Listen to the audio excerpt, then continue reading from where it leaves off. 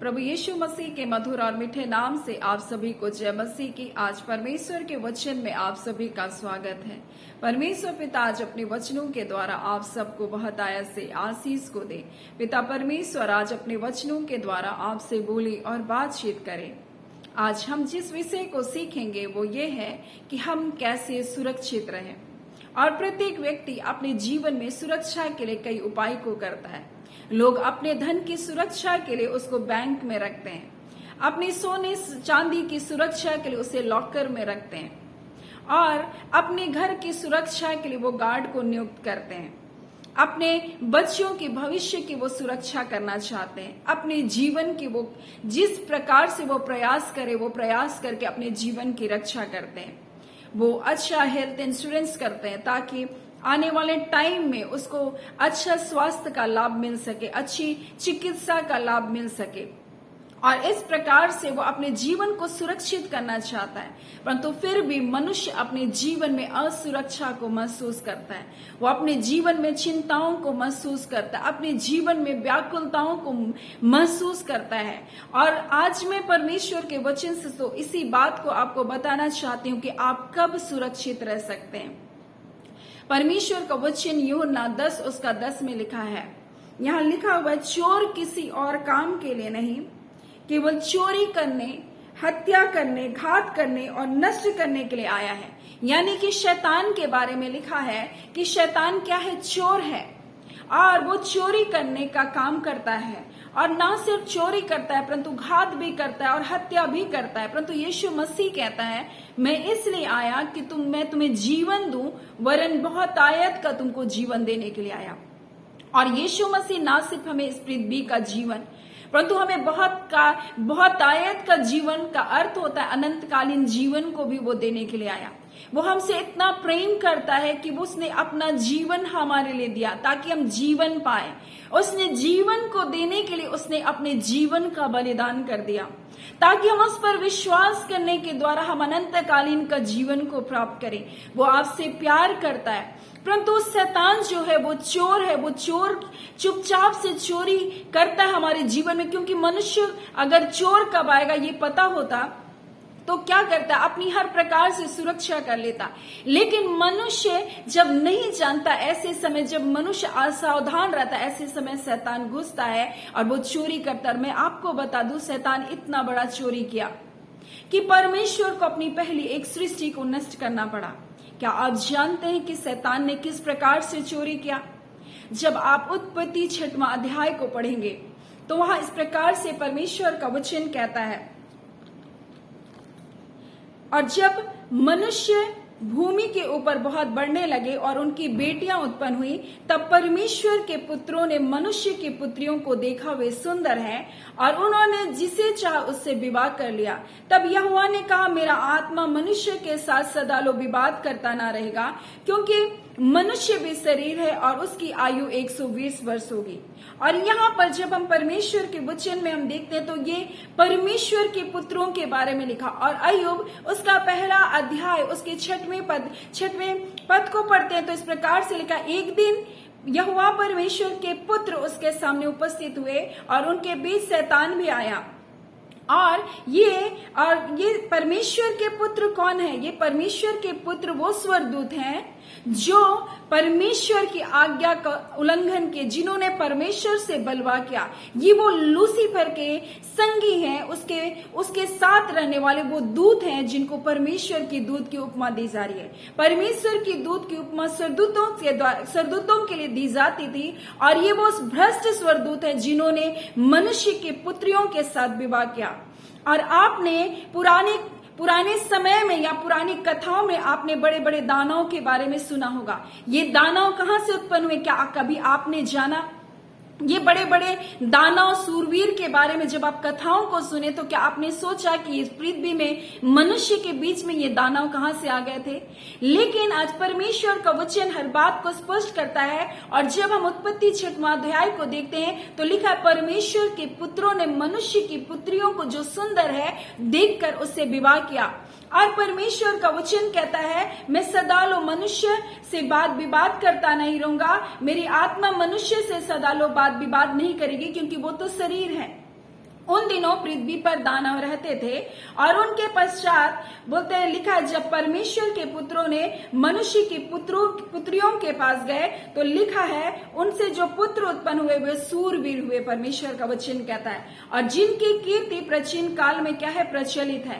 परंतु जैसे ये संतान उत्पन्न हुए, परमेश्वर की जो बनाई गई सृष्टि थी, मनुष्य की सृष्टि, उसको उसने भ्रष्ट कर दिया, उसने उसको चुरा लिया। शैतान का काम था चुरा लिया और उन्होंने मनुष्य को बिगाड़ना प्रारंभ किया और वो इतना बिगड़ गए कि परमेश्वर का वचन कहता है उनके मन में जो भी उत्पन्न होता था वो निरंतर बुरा होता था। आज भी शैतान कैसे मनुष्य के जीवन में कार्य कराए, उनके विचारों में घुस करके, मोबाइल के द्वारा उनके विचारों में घुस करके, वो गंदी वीडियोस के द्वारा उनके मनों में घुस करके उनको पाप करा रहा है, उनकी आत्माओं को मार दे रहा है। वो सिर्फ गलत बातों को सोचे, वो गलत कार्य को करे, वो गलत चीजों की ओर जाए, वो सिर्फ संसार के अभिलाषाओं के ऊपर मन को लगाए, क्योंकि परमेश्वर का वचन कहता है संसार और संसार की अभिलाषाएं ये परमेश्वर की ओर से नहीं है। परमेश्वर का वचन कहता है परमेश्वर हमको आशीष देता है, परमेश्वर हमको बढ़ाता है, परमेश्वर हमको फलवंत करता है,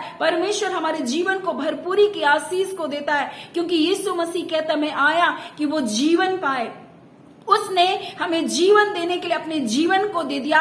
वो हमको सब वस्तुएं क्यों कर नहीं देगा, सारी आशीषें क्यों कर नहीं देगा, और निश्चय करके वो देता है। परंतु शैतान का काम होता है मनुष्य को अभिलाषाओं में फंसाना, मनुष्य को पाप की ओर लेकर जाना, क्योंकि जब मनुष्य के जीवन में पाप आता है तो परमेश्वर का वचन कहता है पाप के कारण मनुष्य की आत्मा मर जाती है।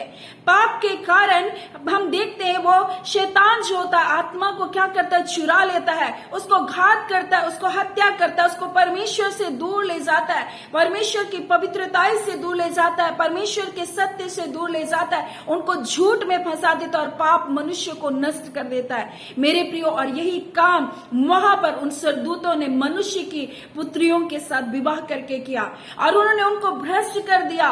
उनकी जो संतान हुई भ्रष्ट हो गई और जितने भी उनके मन में विचार होने लगे सब बुरा होने लगा। तब परमेश्वर ने नूह से कहा, जो उस समय में परमेश्वर की नजर में धर्मी व्यक्ति था, और परमेश्वर ने नूह से कहा सब प्राणियों के अंत करने का प्रश्न मेरे सामने आ गया, क्योंकि उनके कारण पृथ्वी पर उपद्रव से भर गई, और इसलिए मैं उनको पृथ्वी समेत क्या करूंगा, मैं उनको पृथ्वी समेत नष्ट कर डालूंगा। परमेश्वर बोला मैं पूरे पृथ्वी समेत उनको क्या करूंगा, नष्ट कर दूंगा। परमेश्वर एक सृष्टि को नष्ट करने के बारे में सोचा, क्यों? क्योंकि शैतान ने चुराया, परमेश्वर की सृष्टि को भ्रष्ट करना प्रारंभ किया। आज हम परमेश्वर की सृष्टि हैं, हम परमेश्वर की रचना हैं, लेकिन शैतान क्या करता है, हमारे जीवन को नष्ट करना चाहता है, हमारे जीवन को घात करना चाहता है, हमको मार डालना चाहता है, हमको परमेश्वर से दूर ले जाना चाहता है, हमको पाप में विचारों में डालना चाहता है, हमारे जीवन को मार डालना चाहता है। और आज मनुष्य ऐसी असुरक्षित संसार में जी रहा है, लेकिन इस असुरक्षित संसार में वो कैसे सुरक्षित रह सकता है? आज मैं परमेश्वर के वचन से आपको बताना चाहूंगी। और जब हम लोग देखते हैं अय्यूब पहला अध्याय, और इस प्रकार से लिखा उसका 8 में, और यहोवा ने शैतान से पूछा, क्या तूने मेरे दास अय्यूब पर ध्यान दिया है, और उसके तुल्य खरा, सीधा और मेरा भय मानने वाला और बुराई से दूर रहने वाला मनुष्य कोई और नहीं? बोल रहा है परमेश्वर। और परमेश्वर बोल रहा अय्यूब तो क्या है, सीधा है, वो परमेश्वर के सामने टेढ़ा नहीं है, उसका मन का टेढ़ा नहीं है, वो मन में अलग बात नहीं चलाता, परंतु जैसे वो मुंह में है वैसे उसका मन भी है। और इसलिए तो यीशु मसीह आया और कहा मन को फिराओ, मन में असह्य रोग लगा रहता है, मन में नाना प्रकार के बुरे विचार होते हैं, मन में बुरी कल्पनाएं होती है, और मनुष्य इन बुरी बातों को क्या करता है, अपने जीवन में जैसा सोचता है वैसा करता है, वो नष्ट करना चाहता है, वो बुरा करता है दूसरों को। और ये कहाँ उत्पन्न होता है? मनुष्य के मन में। परंतु अय्यूब ऐसा नहीं था, अय्यूब खरा व्यक्ति था, सीधा व्यक्ति था, सच्चा व्यक्ति था, परमेश्वर का भय मानने वाला था, और बुराई से अपने आप को दूर रखता था, बुराई करने से, बुरी बातों से अपने आप को दूर रखता था। तब परमेश्वर उसके जीवन में अपने बाड़े को बांध कर रखा। मेरे प्रियो, जब आप खराई का जीवन को जिएंगे, जब आप परमेश्वर का भय मानकर बुराई से दूर रहने का जीवन को जिएंगे, जब आप सीधाई और सच्चाई के साथ चलेंगे, परमेश्वर आपके चारों ओर अपनी सुरक्षा का बाड़ा को बांध रखेगा। और शैतान ने कहा क्या तूने उसके घर को और जो कुछ उसका है उसके चारों ओर बाड़ा नहीं बांधा? तूने तो उसके काम पर आशीष को दिया है और उसकी संपत्ति को देश भर में फैला दिया है। ये है परमेश्वर की सुरक्षा, ये है परमेश्वर की आशीष, ये है परमेश्वर की भलाई। जब आप परमेश्वर का डर भय मानेंगे, शैतान भी आपको आशीष देगा, शैतान भी आपको फुलाएगा, क्योंकि प्रकाशित वाक्य में जब आप पढ़ेंगे तो इस प्रकार से परमेश्वर का वचन लिखा हुआ है कि वो क्या करता है, संसार के सारे लोगों को क्या करता है, धन की आशीष को देता है। ऐसा करके परमेश्वर का वचन में लिखा है। जब हम प्रकाशित वाक्य 18 और उसके 3 में लिखे, और उसके व्यभिचार के भयानक मदिरा के कारण सब जातियां गिर गई, वो परमेश्वर की नजर में गिर गई, परमेश्वर की उपस्थिति से दूर चली गई, और पृथ्वी के व्यापारी उसके सुख विलास की बहुतायत के कारण धनवान हो गए। यानी शैतान ने उनको भ्रमित किया, पाप की ओर लेकर उनको आशीष को दिया, लेकिन उनकी आत्माओं को मार दिया। वो अनंत जीवन के वारिस नहीं बन सके, क्योंकि शैतान ऐसे ही संसार का प्रलोभन को दे करके क्या कर रहा है, भ्रष्ट कर रहा है। वो भ्रम को डालने वाला है, वो भ्रमित करने वाला है और संसार की अभिलाषा में फंसाता है। इसलिए तो परमेश्वर का वचन कहता है, संसार और उनकी अभिलाषाएं लिखा है कि मिटती जाती है, लिखा है, और संसार और उसकी अभिलाषाएं दोनों मिटते जाते हैं, परंतु जो परमेश्वर की इच्छा पर चलता है वो सर्वदा बना रहेगा। आप सर्वदा बने रहेंगे जब आप परमेश्वर की इच्छा पर आप चलते हैं। अय्यूब के जीवन में बहुत सारी विपत्तियां आई, परंतु परमेश्वर उसको बनाए रखा। और परमेश्वर का वचन कहता है यीशु मसीह इसलिए आया कि उनको जीवन ही ना दे, परंतु उनको बहुत आयत का जीवन दे। इस संसार में अगर आप शैतान के पीछे चलकर, पाप और बुराई के पीछे चलकर अगर आप सब कुछ भी प्राप्त कर ले, लेकिन आप अपनी आत्मा को खो देंगे और आप बहुत आयत का जीवन को नहीं प्राप्त कर सकते।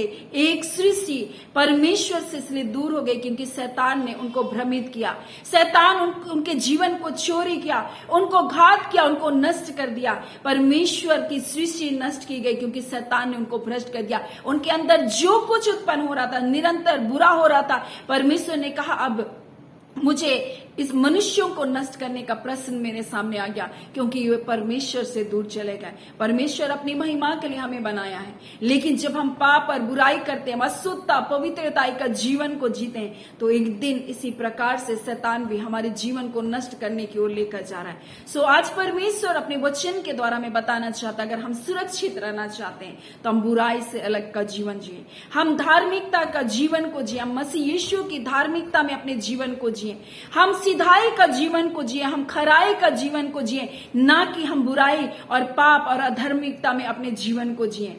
इसलिए परमेश्वर आज अपने वचन के द्वारा अपने प्रिय लोगों से कहना चाहता, अगर आपको जीवन चाहिए, आपको बहुत आयत का जीवन चाहिए, तो आप उसके बेटे यीशु मसीह की धार्मिकता को स्वीकार करें, क्योंकि वही है जो आपको ना सिर्फ जीवन परंतु अनंतकालीन जीवन भी देगा और आपको अपने पवित्र आत्मा के द्वारा आपको सहायता करेगा, ताकि आप सिधाई सच्चाई के साथ, खराई के साथ परमेश्वर का भय मानते उसके निकटता में अपने जीवन को जीने पाएंगे। सो परमेश्वर पिता इन वचनों के द्वारा आप सबको बहुत ऐसे आशीष को दे। आइए हम प्रार्थना करेंगे।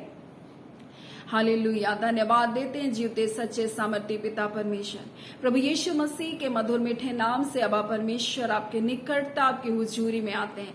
आप हमारे अद्भुत परमेश्वर, अलौकिक परमेश्वर है, राजाओं के राजा, प्रभुओं के प्रभु हैं। हाँ पिता परमेश्वर, जबकि आज अपने वचन को आपने दिया प्रभु, हम आपका धन्यवाद करते मेरे अबा परमेश्वर, क्योंकि आपका बेटा यीशु मसीह हमें ना सिर्फ जीवन को देने प्रभु जी, परंतु पिता बहुत आयत का जीवन को देने आया प्रभु। आपका वचन कहता है परमेश्वर आप आशीष को देते हैं पिता, जो पिता इस संसार में दुख उठाते हैं, परंतु दुख के साथ भी 100 गुना आपने कहा परमेश्वर। नाना प्रकार की जो समस्याओं से होकर गुजर रहे प्रभु, नाना प्रकार की पीड़ाओं से होकर, परीक्षाओं से होकर गुजर रहे प्रभु जी, हम प्रार्थना करते हैं खुदावन परमेश्वर प्रभु जी इनके लिए पिता, ताकि ये परीक्षाओं के ऊपर जय को पाए पिता और 100 गुना प्रतिफल को पाने पाए खुदा। इन परीक्षाओं से जो संसार पर आती है प्रभु, अपने लोगों को बचा कर रखें और बुराई से बचा कर रखें, आधार्मिकता की बातों से अपने लोगों को बचाए रखें खुदा परमेश्वर। प्यारे पिता, हम प्रार्थना करते हैं जितने लोग रोग दुख बीमारी में पड़े हैं, यीशु के नाम से चंगे किए जाए रवांदा खला, हर प्रकार की दुर्बलता कमजोर करने वाली सारी आत्मा निकल बाहर हो,